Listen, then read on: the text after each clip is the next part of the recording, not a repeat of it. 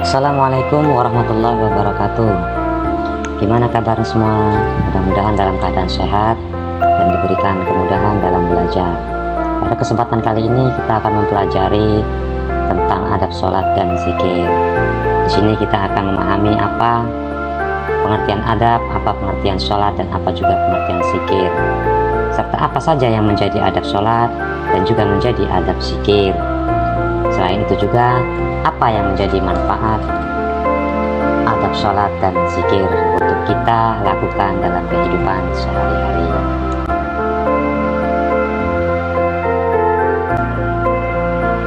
Sebelum kita masuk ke pembahasan adab sholat dan zikir, lebih baik kita pahami dulu apa itu yang dimaksud dengan adab. Adab berasal dari bahasa Arab yang berarti budi pekerti atau tata krama ataupun sopan santun. Adab juga diartikan segala bentuk sikap, perilaku, atau cara hidup yang mencerminkan nilai sopan santun, keikhlasan, kebaikan, ataupun budi pekerti. Adab dalam sholat berarti sopan santun atau tata krama dalam melaksanakan sholat. Sedangkan adab dalam berzikir berarti sopan santun atau tata krama dalam berzikir. Dalam beribadah, adab berbeda dengan rukun ataupun sunnah. Apabila seseorang meninggalkan salah satu rukun ibadah, maka menyebabkan ibadahnya menjadi batal atau tidak sah. Akan tetapi jika adab yang ditinggalkan dalam beribadah, maka ibadah seseorang tetap sah. Itu secara rukun dalam beribadah. Tapi adab merupakan juga bentuk kita melakukan sesuatu yang akan berbuah atau menghasilkan perilaku yang baik.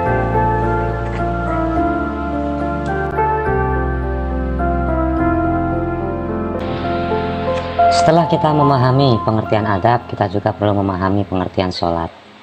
Apa itu sholat? Sholat menurut bahasa Arab berasal dari kata sholata yang memiliki arti doa.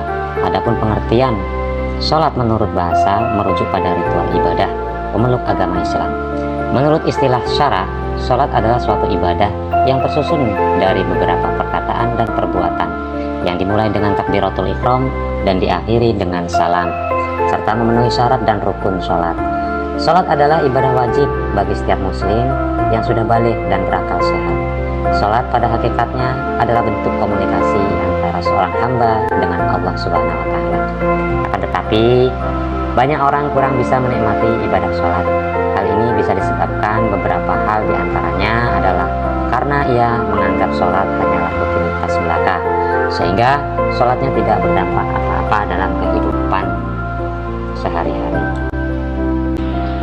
Selain itu, sholat merupakan rukun Islam yang kedua, sehingga tidak sempurna Islam seseorang apabila dia tidak melaksanakan sholat. Menurut hadis Nabi, sholat adalah tiang agama, maka barang siapa yang mendirikan sholat berarti ia telah mendirikan agama, dan barang siapa yang telah meninggalkan sholat maka ia telah merobohkan agama. Sholat diperintahkan untuk didirikan oleh semua muslim seperti yang dijelaskan oleh firman Allah Subhanahu wa Ta'ala di dalam Quran surat Al-Ankabut ayat 45 yang berbunyi, A'udzubillahi minasyaitonirrajim, Bismillahirrahmanirrahim, wa aqimus shalah inna sholata tanha 'anil fahsya'i wal munkar wa la dzikrullahi akbar wallahu ya'lamu ma tasna'un. Yang artinya, dan dirikanlah sholat, sesungguhnya sholat itu mencegah dari perbuatan-perbuatan keji dan munkar, dan sesungguhnya mengingat Allah dalam sholat adalah lebih besar keutamaannya dari ibadah-ibadah yang lain, dan Allah mengetahui apa yang kamu kerjakan. Dari firman Allah tersebut dijelaskan bahwa sholat merupakan keutamaan dari amal-amal ibadah kita, karena sholat merupakan amal yang dihisab paling awal pada yaumil hisab. Jika sholatnya baik, maka baik pula seluruh amalnya. Namun jika nilai sholatnya rusak, maka seluruh amalnya dianggap rusak. Allah Subhanahu wa Ta'ala mewajibkan kepada setiap muslim sholat 5 waktu dalam sehari semalam yang sudah ditentukan waktunya.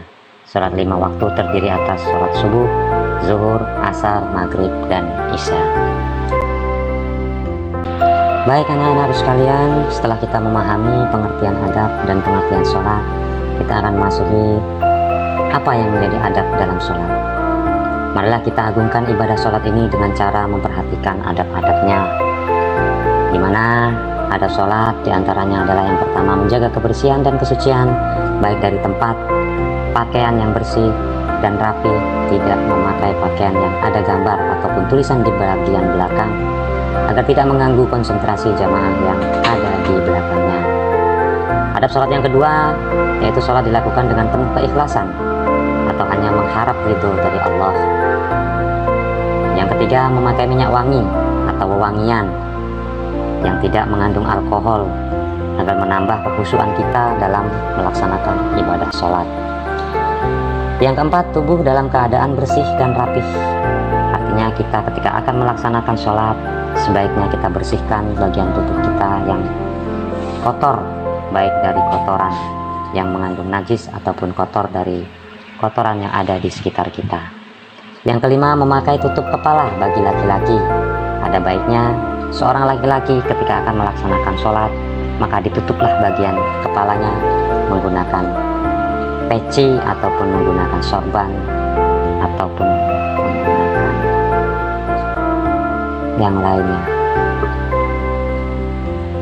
Yang keenam,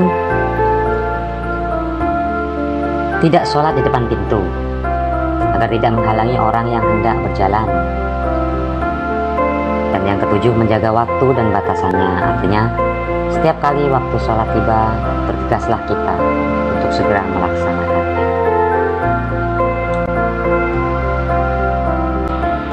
Adab sholat yang kedelapan, yakni memakai pakaian yang terbaik dan bersih serta dapat menutupi seluruh bagian aurat. Ada baiknya pakaian yang kita gunakan pakaian yang bisa menutupi bagian-bagian aurat yang memungkinkan ketika kita melakukan gerakan sholat akan terbuka. Maka kita dianjurkan untuk memakai pakaian yang lebih longgar agar leluasa dalam melaksanakan aktivitas ibadah sholat. Yang kesembilan, ketika kita melaksanakan sholat, ada baiknya kita khusyuk dalam atau menghadirkan hati kita di dalam sholat, tidak tergesa-gesa. Artinya ketika kita melaksanakan sholat pun kita tidak boleh tergesa-gesa atau terburu-buru atau berpikir ke hal-hal yang lain. Maka kita harus lebih fokus baik dari hati kita untuk senantiasa khusyuk menghadap Allah Subhanahu wa Ta'ala. Selain adab sholat yang sudah kita bahas tadi, ada beberapa adab lain yang perlu diperhatikan ketika kita menjadi seorang makmum dalam melakukan sholat berjamaah di masjid ataupun di tempat ibadah sholat yang lainnya.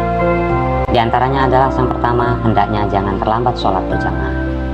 Kalau sudah terlambat, jangan pula kita tergesa-gesa berjalan menuju ke masjid sekalipun sudah terdengar iqamah dikumandangkan. Yang kedua, sebelum imam masuk masjid, makmum tidak diperbolehkan bangkit untuk sholat meskipun iqamah telah dikumandangkan. Bila diperlukan karena jumlah jamaah yang sangat banyak, suara imam dapat disambungkan agar terdengar oleh seluruh makmum. Yang ketiga, kalau imam datang terlambat, para makmum bisa mengangkat salah satu yang terbaik. Artinya dalam membaca Al-Quran atau membaca suratan-suratan yang akan dibaca ketika saat sholat.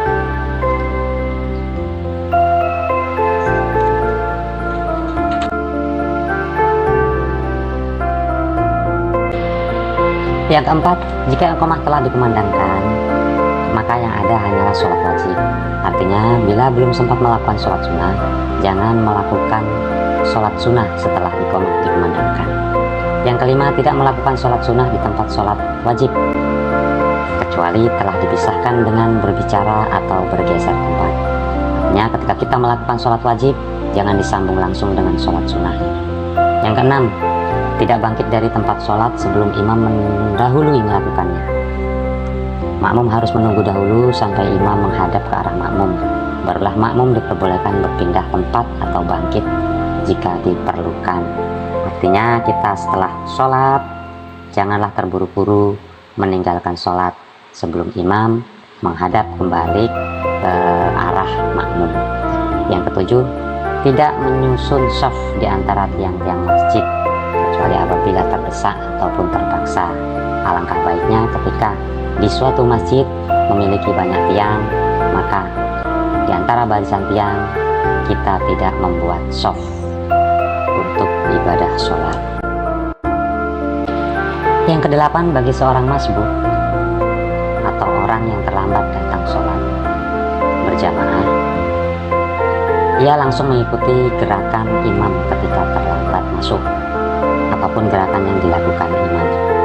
Yang kesembilan, tidak boleh menguasai tempat khusus di masjid yang hanya ditempati untuk melakukan sholat sunnah. Dan yang 10, mengingatkan imam apabila imam kesulitan mengingat ayat yang akan dibacanya atau saat membacanya. Setelah kita memahami adab-adab yang diperlukan dalam sholat, kali ini kita akan lanjut ke pengertian zikir. Zikir merupakan sarana untuk berkomunikasi langsung seorang hamba kepada Sang Pencipta, Allah Subhanahu wa Ta'ala. Tidak ada ketentraman yang sejati kecuali dengan mengingat Allah atau berzikir kepada Allah Subhanahu wa Ta'ala. Kata zikir berasal dari bahasa Arab zakara, yang berarti mengingat atau menyebut. Menurut istilah, zikir adalah mengingat Allah dengan cara menyebut sifat-sifat keagungan Allah Subhanahu wa Ta'ala dan memuliakannya. Zikir dalam istilah agama Islam berarti mengingat Allah dengan cara menyebut sifat-sifat keagungannya atau kemuliaannya seperti membaca tasbih, membaca tahmid, takbir, dan tahlil. Hal ini disebut dengan zikir lisan. Zikir lisan dilakukan dengan menyebut asma Allah Subhanahu wa Ta'ala, yakni berzikrullah merupakan salah satu perbuatan mengingat Allah Subhanahu wa Ta'ala dalam bentuk ucapan lisan yang mengandung arti pujian, rasa syukur, dan doa kepada Allah Subhanahu wa Ta'ala. Adapun pengertian zikir di sini tidak hanya terbatas pengucapan lisan yang mengandung kalimat-kalimat thayyibah semata, akan tetapi yang dimaksud dengan zikir di sini adalah segala gerakan baik fisik maupun jiwa yang menggerakkan hati kita untuk semakin dekat dengan Allah dan senantiasa mengingat Allah. Allah memerintahkan untuk melakukan zikir seperti disebutkan dalam Al-Quran yang berbunyi, A'udzubillahi minasyaitonirrajim, Bismillahirrahmanirrahim, wal hafidhina furujahum wal hafidhati wal dzakirin wa dzikrillah katsira wa dzakirati a'adallahu lahum maghfiratan wa ajran 'azima. Yang artinya, laki-laki dan perempuan yang memelihara kehormatannya, laki-laki dan perempuan yang banyak menyebut nama Allah, Allah telah menyediakan untuk mereka ampunan dan pahala yang besar. Diterangkan dalam Quran surat Al-Ahzab ayat 35. Selain ayat di atas, ayat Al-Ahzab surat 41 juga menerangkan terkait tentang zikir yang berbunyi, Bismillahirrahmanirrahim, Ya ayyuhalladzina amanu udzukurullaha dzikran katsiran. Hai orang-orang yang beriman, berzikirlah dengan menyebut nama Allah dengan zikir yang sebanyak-banyaknya. Dengan kita berzikir merupakan upaya untuk bertaubat, bertafakur, menuntut ilmu, mencari rezeki dengan cara niat yang baik juga bagian dari zikir. Intinya, segala sesuatu yang dilakukan dalam upaya untuk bertakarub kepada Allah. Oleh karenanya, berzikir akan membawa pelakunya pada kebaikan demi kebaikan. Dengan berzikir, seorang muslim akan merasakan pengawasan Allah kepadanya, sehingga langkah dan gerak hatinya senantiasa terjaga dalam kebaikan. Zikir pun bermanfaat sebagai obat hati, akan membantu pelakunya menjadi pribadi yang arif dan bersahaja. Zikir yang dilakukan oleh seorang muslim haruslah menimbulkan bekas pada hati dan tingkah laku kesehariannya. Apabila hal tersebut tidak dilakukan, zikir hanya akan menjadikan kata-kata tanpa makna dan pengaruh bagi pelakunya.